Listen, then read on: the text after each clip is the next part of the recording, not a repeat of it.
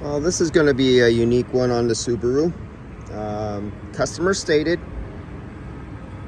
a direct quote from the customer was, just recharge it, don't care for any leaks right now, I'll take care of that later.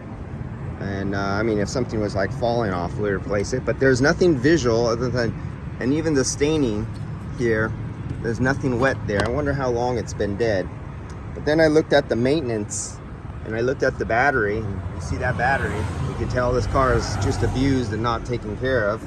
Well, then I got curious and I looked down at the water and I shake the water and there's nothing, that thing's totally empty. So then I pop the cap and I look inside and let's see if I could get you a good jump.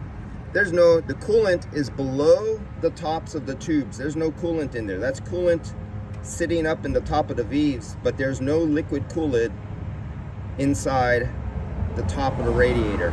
It's sitting down low. So yeah, maintenance is not job one on this vehicle.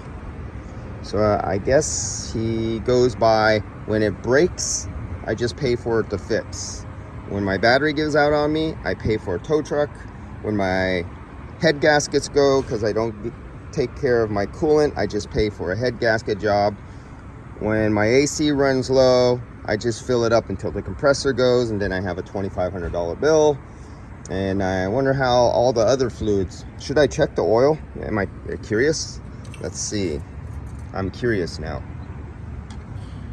I didn't, oh wait a minute, did I just pull the oil transmission? Yeah, that says it looks kind of reddish pink, has a pink. I'm gonna have to wipe it and find out. But now when I see this kind of maintenance touching these kind of cars, it scares you. And let's see, brake fluid is dark, has some color to it. It's not nice and clean and clear like it used to be. So no maintenance is done. Let's find out.